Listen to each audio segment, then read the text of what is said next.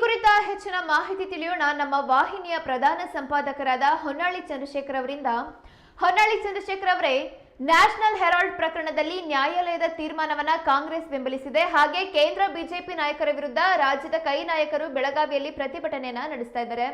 ಏನಿದು national Herald ಪ್ರಕರಣ, ಹಾಗೆ ಈ ಪ್ರತಿಭಟನೆ ಕುರಿತಾದ ಅಪ್ಡೇಟ್ಸ್ಗಳೇನಿದೆ?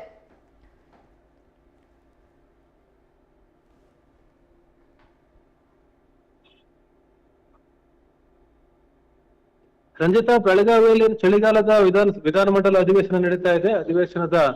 ಇವತ್ತು ಅಧಿವೇಶನ ಆರಂಭಕ್ಕಿಂತ ಮುಂಚೆ ಮುಖ್ಯಮಂತ್ರಿ ಸಿದ್ದರಾಮಯ್ಯ, ಉಪಮುಖ್ಯಮಂತ್ರಿ ಡಿ.ಕೆ. ಶಿವಕುಮಾರ್ ಹಾಗೂ ಕಾಂಗ್ರೆಸ್ನ ಎಲ್ಲಾ ಶಾಸಕರು ಆ ಸುವರ್ಣ ವಿಧಾನಸೌಧದ ಎದುರು ಇರತಕ್ಕಂತ ಮಹಾತ್ಮ ಗಾಂಧಿಯ ಪ್ರತಿಮೆ ಎದುರು ಪ್ರತಿಭಟನೆಯನ್ನು ನಡೆಸಿದ್ದಾರೆ.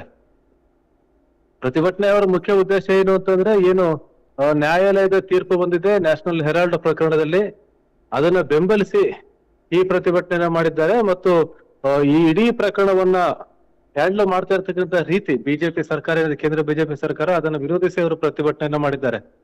ಬಿಜೆಪಿ ಏನು ಆರೋಪ ಮಾಡ್ತಿದೆ, ನ್ಯಾಯಾಲಯ ಯಾಕೆ ಆ ತೀರ್ಪನ್ನು ಕೊಟ್ಟಿದೆ ಅಂತಂದ್ರೆ, ಚಾರ್ಜ್ ಶೀಟ್ ಅನ್ನ ನ್ಯಾಯಾಲಯಕ್ಕೆ ಸಲ್ಲಿಸಿತ್ತು ಇಡಿ, FIR ಇಲ್ದೇನೆ ನೀವು ಚಾರ್ಜ್ ಶೀಟ್ ಅನ್ನ ಸಲ್ಲಿಸಿದಿರಿ ಅಂತಕ್ಕಂಥ ಒಂದು ಪ್ರಮುಖವಾದ ಅಬ್ಜೆಕ್ಷನ್ ಅನ್ನ ನ್ಯಾಯಾಲಯ ಮುಂದಿಟ್ಟು, FIR ಇಲ್ಲ, FIR ಇಲ್ಲದೆ ಚಾರ್ಜ್ ಶೀಟ್ ಅನ್ನ ಹೇಗೆ ಸಲ್ಲಿಸ್ತಾ ಇದ್ದೀರಿ ಅಂತ ಹೇಳಿ. ವಾಸ್ತವವಾಗಿ ಈ ಪ್ರಕರಣ ಸುಬ್ರಹ್ಮಣ್ಯ ಸ್ವಾಮಿ ಈ ಹಿಂದೆ ಬಿಜೆಪಿಯಲ್ಲಿ ಇದ್ರು, ಈಗಲೂ ಬಿಜೆಪಿಯಿಂದ ಹೊರಗಿದ್ರು, ಬಿಜೆಪಿಯಲ್ಲಿ ಇದ್ರು ಗೊತ್ತಿಲ್ಲ, ಅವರು ಈ ಆರೋಪವನ್ನು ಮಾಡಿದ್ರು ಸೋನಿಯಾ ಗಾಂಧಿ, ರಾಹುಲ್ ಗಾಂಧಿ ಅವರ ವಿರುದ್ಧ ಯಂಗ್ ಇಂಡಿಯಾ ಮತ್ತು ನ್ಯಾಷನಲ್ ಹೆರಾಲ್ಡ್ ಸಂಸ್ಥೆಯ ಬಗ್ಗೆ. ಅಲ್ಲಿ ಏನಂದ್ರೆ 2,000 ಕೋಟಿಯಷ್ಟು ಹಣ ವರ್ಗಾವಣೆಯಾಗಿದೆ, ಆಸ್ತಿ ಲಪ್ತಾಯಿಸಲಾಗಿದೆ ಅಂತಕ್ಕಂಥ ಆರೋಪ ಸುಬ್ರಹ್ಮಣ್ಯ ಸ್ವಾಮಿ ಅವರದಾಗಿತ್ತು. ಆದ್ರೆ ಯಂಗ್ ಇಂಡಿಯಾ ಮತ್ತು ನ್ಯಾಷನಲ್ ಹೆರಾಲ್ಡ್ ಎರಡೂ ಸಂಸ್ಥೆಗಳು ಸಹ ಕಾಂಗ್ರೆಸ್ನ ಸಂಸ್ಥೆಗಳೇ ಆಗಿವೆ, ಕಾಂಗ್ರೆಸ್ ಪಕ್ಷದ ಸಂಸ್ಥೆಗಳೇ ಆಗಿವೆ. ಹಾಗಾಗಿ ಇಲ್ಲಿ ಒಂದು ಸಂಸ್ಥೆಯಿಂದ ಇನ್ನೊಂದು ಸಂಸ್ಥೆಗೆ ಹಣ ವರ್ಗಾವಣೆ ಆಯ್ತು ಅಂತಂದ್ರೆ ಅದು ಏನಾಗಿದೆ, ಅದರಲ್ಲಿ ಅದ್ರ ತಪ್ಪೇನಿದೆ ಅಂತಕ್ಕಂಥ ಪ್ರಶ್ನೆ. ಮತ್ತು ಇಲ್ಲಿ ಹಣ ವರ್ಗಾವಣೆ ಅನ್ನೋದು ಬರೋದೇ ಇಲ್ಲ, ಅಕ್ರಮ ಹಣ ವರ್ಗಾವಣೆ ಆದ್ರೆ ಮಾತ್ರ ಎನ್ಫೋರ್ಸ್ಮೆಂಟ್ ಬ್ಯೂರೋ ಕಾರ್ಯಾಚರಣೆನ ಮಾಡ್ಬೇಕು. ಆದ್ರೆ ಇಲ್ಲಿ ಅಕ್ರಮ ಹಣ ವರ್ಗಾವಣೆ ಆಗೇ ಇಲ್ಲ ಅಂತಕ್ಕಂಥ ವಾದ ಕಾಂಗ್ರೆಸ್ ಮತ್ತು ನ್ಯಾಷನಲ್ ಹೆರಾಲ್ಡ್ ಪ್ರಕರಣದ ಪರವಾಗಿ ಇರತಕ್ಕಂಥದ್ದಾಗಿದೆ. ಇದಕ್ಕೆ ಸಂಬಂಧಪಟ್ಟಂತೆ ಬೆಂಗಳೂರಿನಲ್ಲಿ ನ್ಯಾಯಾಲಯದಲ್ಲಿ ನಿನ್ನೆ ತೀರ್ಪು ಬಂತು, FIR ಇಲ್ದೇನೆ ನೀವು ಚಾರ್ಜ್ ಶೀಟ್ ಅನ್ನ ಹಾಕ್ತಾ ಇದ್ದೀರಾ, ಚಾರ್ಜ್ ಶೀಟ್ ಅನ್ನು ಒಪ್ಕೊಳ್ಳಕ್ ಸಾಧ್ಯ ಇಲ್ಲ ಅಂತ ಹೇಳಿ ತಿರಸ್ಕಾರ ಮಾಡ್ತು ಇಡಿ ಸಲ್ಲಿಸಿದಂತ ಚಾರ್ಜ್ ಶೀಟ್ ಅನ್ನ. ಹಾಗಾಗಿ ಈಗ ಇದ್ರ ಬಗ್ಗೆ ಮೇಲ್ಮನವಿ ಹೋಗ್ತೀವಿ ಅಂತ ಹೇಳಿ ಕೇಂದ್ರ ಸರ್ಕಾರ ಹೇಳ್ತಾ ಇದೆ, ಇಡಿ ಹೇಳ್ತಾ ಇದೆ.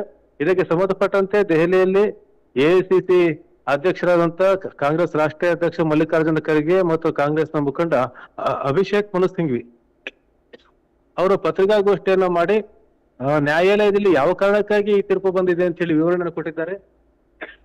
ಬಹಳ ಪ್ರಮುಖವಾಗಿ FIR ಇಂದನೇ ಚಾರ್ಜ್ ಶೀಟ್ ಸಲ್ಲಿಸಲಿಕ್ಕೆ ಬಂದಂತ ಇಡಿಯ ವರ್ತನೆ ಏನಿದೆ, ಇದು ಕಾಂಗ್ರೆಸ್ ಪಕ್ಷದ ನಾಯಕರನ್ನ ತಿಳಿಸುವಂತ ಒಂದು ಹುನ್ನಾರ. ಇದು ಕಾಂಗ್ರೆಸ್ ಪಕ್ಷದ ನಾಯಕರನ್ನ ಈ ಪ್ರಕರಣದಲ್ಲಿ ಸಿಕ್ಕಾಕ್ಸ್ಬೇಕು ಅಂತ ಪ್ರಯತ್ನ ಕೇಂದ್ರ ಸರ್ಕಾರದ್ದಾಗಿದೆ ಅಂತ ಹೇಳಿ ಅಭಿಷೇಕ್ ಮನು ಸಿಂಗ್ ಅವರು ಹೇಳಿದ್ರು. ಮತ್ತೆ ನ್ಯಾಯಾಲಯವು ಸಹ ಹೇಳಿದೆ, ಯಾವುದೇ ಒಬ್ಬ ಖಾಸಗಿ ವ್ಯಕ್ತಿ ಸಲ್ಲಿಸಿದ ದೂರಿನ ಮೇಲೆ ಒಂದು ಅಧಿಕೃತವಾದಂತಹ ಸಂಸ್ಥೆ, ಒಂದು ಸರ್ಕಾರಿ ಸಂಸ್ಥೆ ಅಂದ್ರೆ ಎನ್ಫೋರ್ಸ್ಮೆಂಟ್ ಬ್ಯೂರೋ, ಜಾರಿ ನಿರ್ದೇಶನಾಲಯದಂತ ಸಂಸ್ಥೆ, ಯಾವುದೊಬ್ಬ ಖಾಸಗಿ ವ್ಯಕ್ತಿ ಹಾಕಿದಂತ ದೂರು, ಅದ್ರ ಮೇಲೆ ಆದಂತ FIR ಆಧಾರದ ಮೇಲೆ ಚಾರ್ಜ್ ಶೀಟ್ ಅನ್ನ ಸಲ್ಲಿಸಲಿಕ್ಕೆ ಆಗೋದಿಲ್ಲ ಅಂತ ಹೇಳಿ.